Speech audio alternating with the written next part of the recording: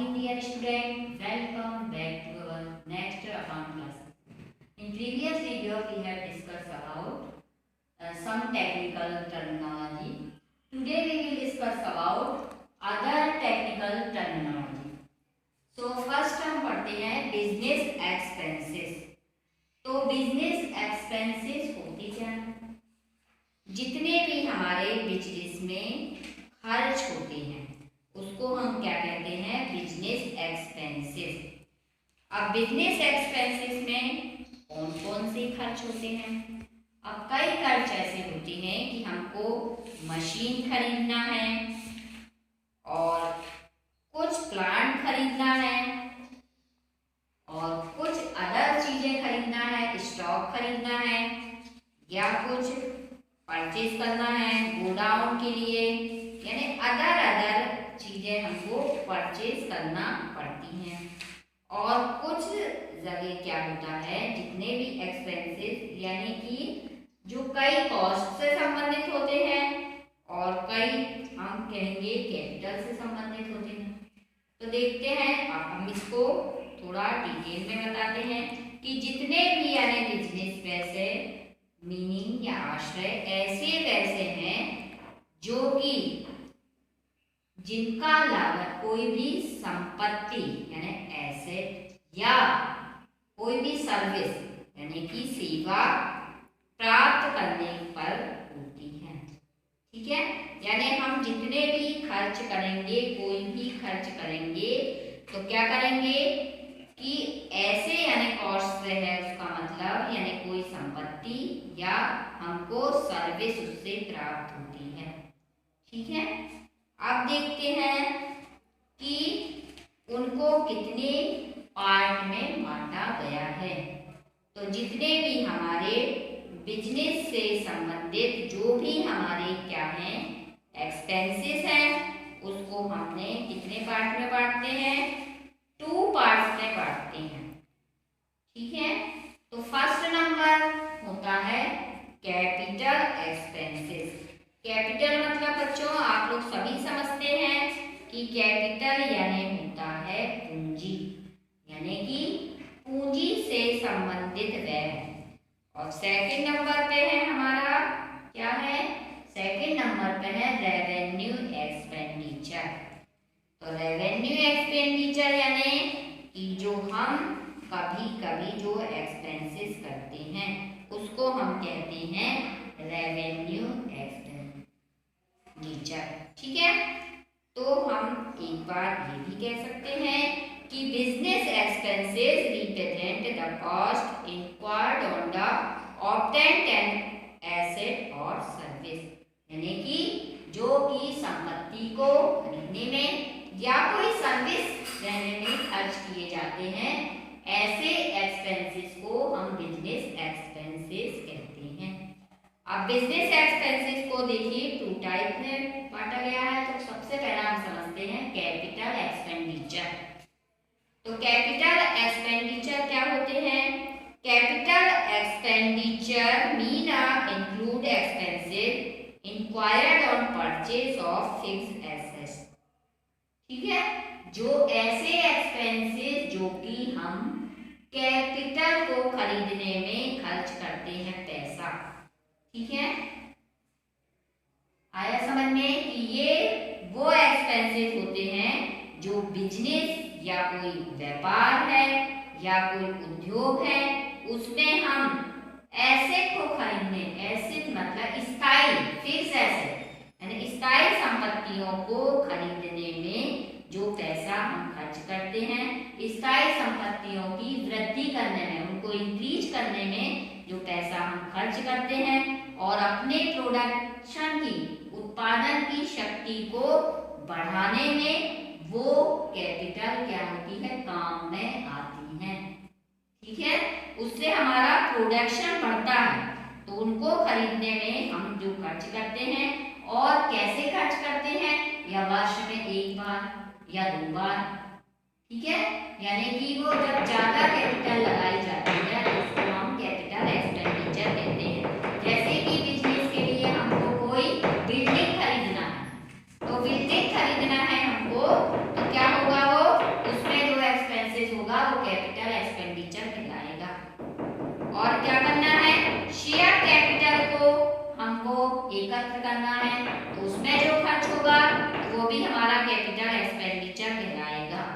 कोई मशीन खरीदना है, उसको हमको परचेज करना, वो भी हमारा कैपिटल एक्सपेंडिचर ही कहलाएगा। क्लियर? तो आई होप आपको कैपिटल एक्सपेंडिचर अच्छे से समझ में आ गया होगा। अब सेकंड नंबर पे है आपके रेवेन्यू एक्सपेंसेस। क्लियर? तो रेवेन्यू एक्सपेंसेस क्या होते हैं बच्चों? रेवेन्यू एक्सपेंसेस वो एक्सपेंसेस होते हैं जो हमारे बिजनेस के लिए कोई गुड्स को खरीदने में या बिजनेस को चलाने में, एडमिनिस्ट्रेशन में, या सेल्स को बढ़ाने में, या हमारी एसेट को चालू रखने में, या उनकी कार्य क्षमता को बढ़ाने में। जैसे कोई मशीन लगी है, उसको रिपेयरिंग करना, तो ये हमारी एसेट की कार्य क्षमता बढ़ाने में। इन सभी में जो काम में आते हैं वो क्या कहलाते हैं? Revenue expenditure. तो the expenses enquired on the purchase of goods, running the business, promoting sale, repairing and the maintenance of the fixed asset are known as revenue expenses. ठीक है? तो यानी ऐसे व्यय जो कि व्यापार के लिए, माल को खरीदने में, कोई व्यापार के संचालन में, या सेल्स को बढ़ाने में, या फिक्स एसेट्स को चालू रखने में खर्च किए जाते हैं, वो क्या कहलाते हैं? Revenue expenses. फॉर एग्जाम्पल, जैसे वेतन लेना, आपको किसी की सैलरी देना है, तो वो भी रेवेन्यू एक्सपेंसेस के अंतर्गत आएगा।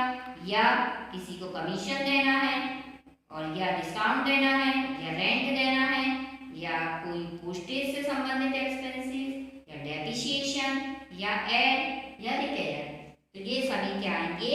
हमारे रेवेन्यू एक्सपेंडिचर के अंतर्गत आते हैं। क्लियर? अब हमारा देखिए सेकंड टर्म क्या है? डिस्काउंट। ठीक है? तो डिस्काउंट क्या होता है?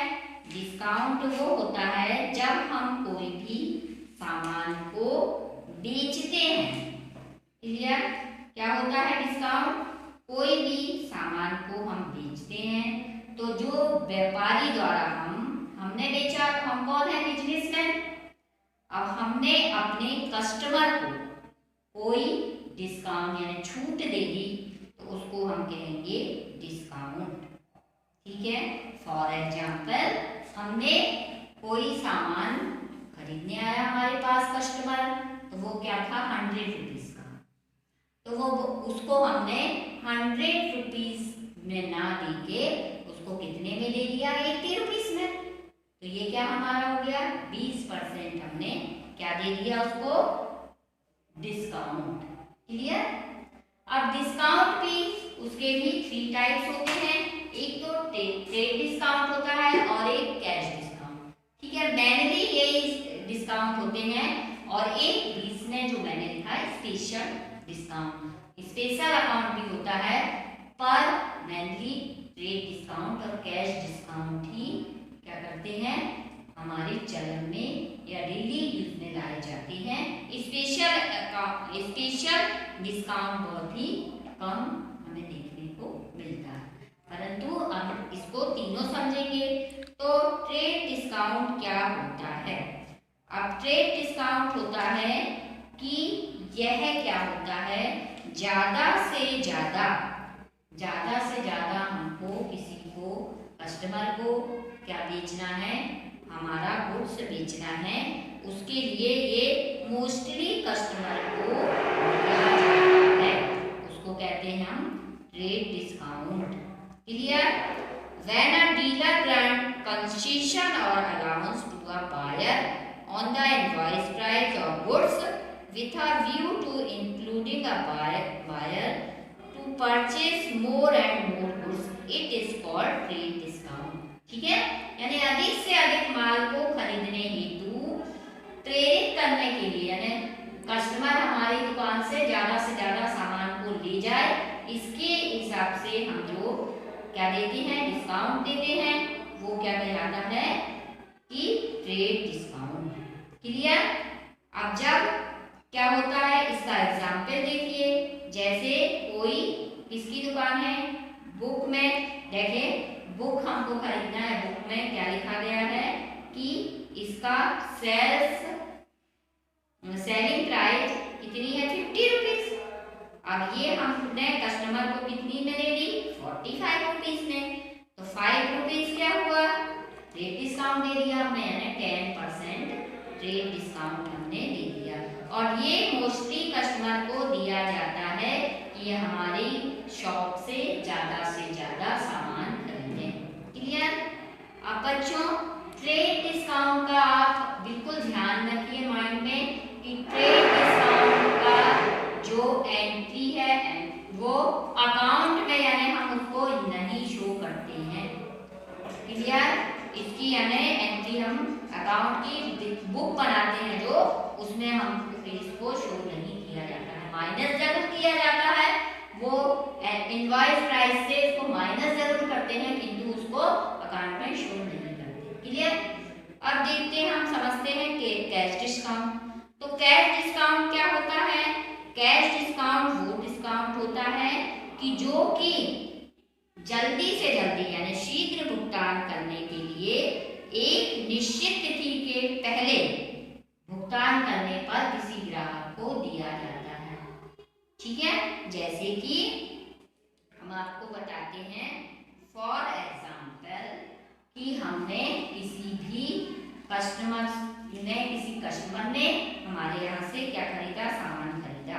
और सामान खरीदने पे उसने कहा कि हमारे पास हम आपको 2 मंथ्स बाद हमारी पास पैसा आएगा तो हम आपको पेड कर देंगे। क्लियर। किंतु क्या हुआ, उसने 2 मंथ के पहले उसने तो कह के गया कि आफ्टर 2 मंथ हम करेंगे, किंतु 2 मंथ के पहले यानी 1 मंथ में ही उसने क्या किया, हमको पैसा पेड कर दिया। तो वो क्या कहलाएगा बच्चों, कैश डिस्काउंट। क्लियर। और कैश डिस्काउंट यानी सभी कस्टमर को नहीं दिया जाता। ये कब दिया जाता है कि जब किसी ने हमसे उधार माल लेके गया और क्या किया कि जल्दी से जल्दी उसका भुगतान कर दिया, तो उसको हम क्या कहेंगे, उसको हमने कैश डिस्काउंट दे देते हैं। क्लियर। अब देखिए, मान लीजिए कोई कपड़े का व्यापारी है, उसने 500 रुपए का हमसे कपड़ा खरीद के गया और एक ग्राहक को हमने वो उधार बेचा। और जब उसने एक निश्चित तिथि के बाद 1 माह के पहले ग्राहक ने भुगतान कर दिया, तो हमने क्या किया, उसको 475 रुपीज से लिए 75% उसको डिस्काउंट दे दिया। ठीक है। तो द कंसेशन और allowance granted by a seller to a buyer on the amount to be realised for him with a view to receiving promote payment is called cash account। ठीक है। यानी उससे पहले यानी भुगतान उसने कर देते हैं तो उसको कहते हैं हम कैश डिस्काउंट। अब स्पेशल अकाउंट क्या कहलाया जाता है कि special discount is allowed to those customer who become permanent customer. जो हमारे परमानेंट कस्टमर होते हैं हम उन्हीं को क्या देते हैं, ये स्पेशल डिस्काउंट देते हैं। क्लियर। आई होप आपको कैश डिस्काउंट भी समझ में आ गया होगा। अब हम पढ़ते हैं कैपिटल। हमने कल पढ़ी थी, वैसे कल हमने पढ़ा था प्रीवियस वीडियो में कि कैपिटल क्या होती है। एक बार हम और समझ लें कि कैपिटल जो होती है, जो हमारे क्या रहता है, ऑनर रहता है या प्रोप्राइटर, वो बिजनेस को स्टार्ट करने में लगाता है, उसको कहते हैं हम कैपिटल। क्लियर। और कैपिटल कितने टाइप की होती है, ये 3 टाइप की होती है। एक होती है फिक्स्ड कैपिटल, सेकंड नंबर पे होती है फ्लोटिंग कैपिटल और थर्ड नंबर पे होती है वर्किंग कैपिटल। तो हम इसको एक एक पढ़ेंगे कि फिक्स्ड कैपिटल क्या होती है और वर्किंग कैपिटल क्या होती है और जो फ्लोटिंग कैपिटल होती है वो क्या होती है। तो सबसे पहला हम देखते हैं फिक्स्ड कैपिटल।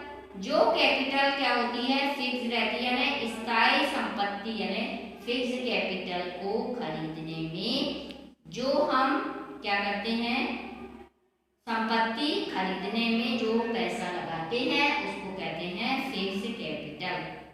फॉर एग्जाम्पल जैसे हमने क्या खरीदी, लैंड खरीदी, तो हम फिक्स रूप से हम 8-10 लाख जितने भी लगाएंगे ना, तो उसको ये फिक्स कैपिटल के अंतर्गत आएगी वो।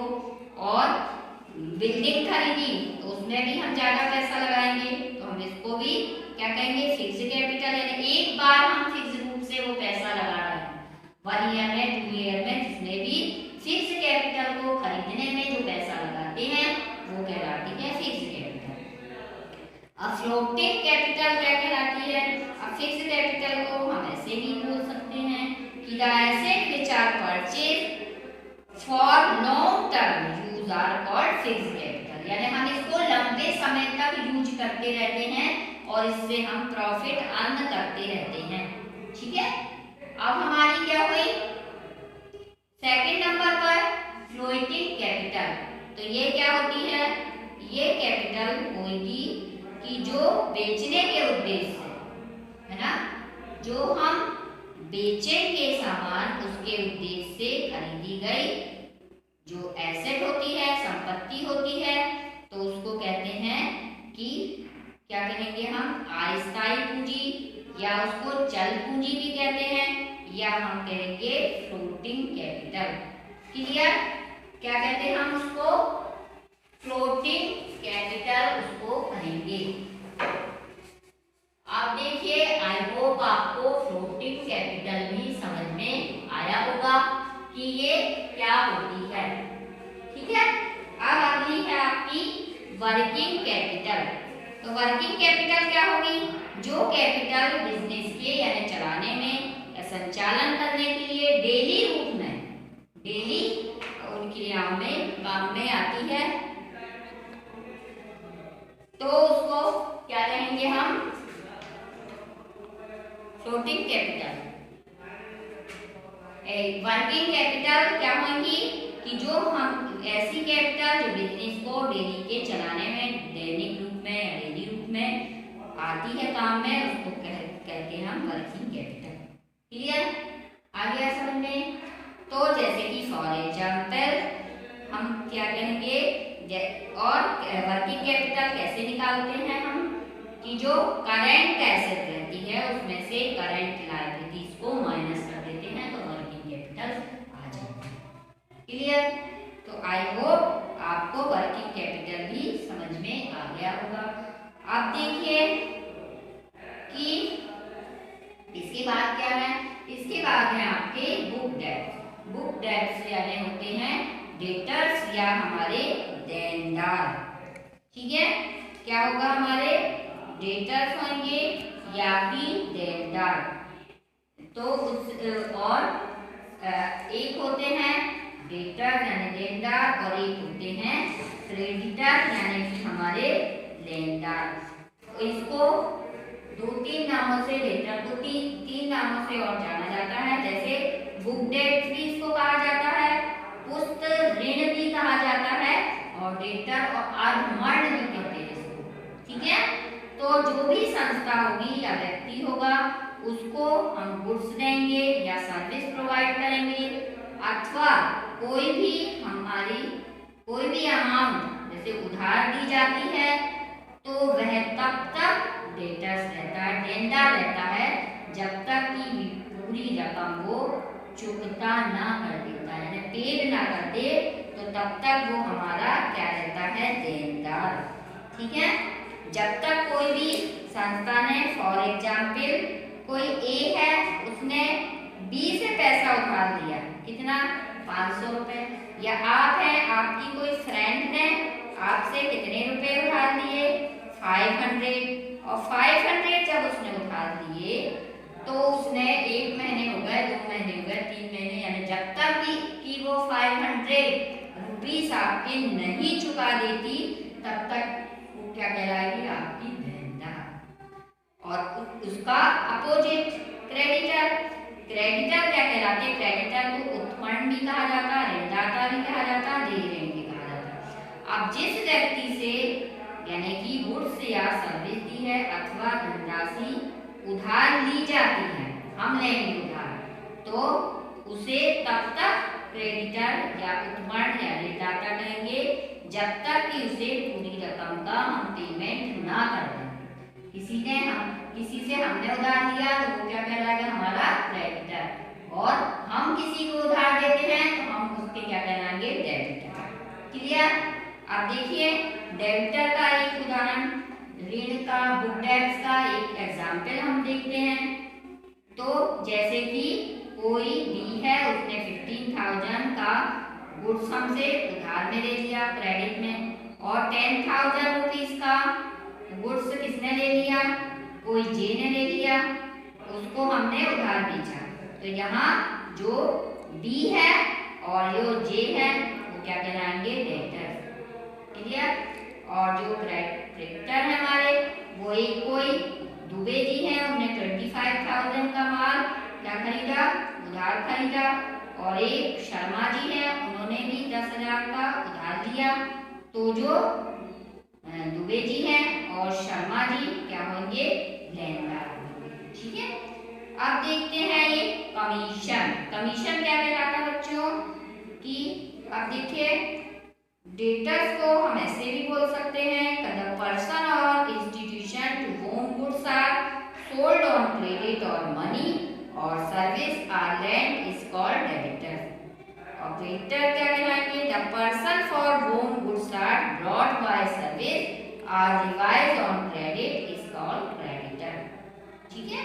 और till the full payment is made, जब तक की फुल पेमेंट। अब कमीशन क्या कहलाता है, कमीशन उसको कहते हैं हम जब हम बिजनेस के लिए कोई माल खरीदते हैं या हम उसको बेचते हैं तो क्या होगा कि बेचने और खरीदने में सहायता देने में या अन्य कोई कार्य करने के लिए किसी एजेंट को या कोई जो हमारा प्रतिनिधि है उसको जो पारिश्रमिक दिया जाता है, जो पैसा दिया जाता है, उसको हम कहते हैं कमीशन।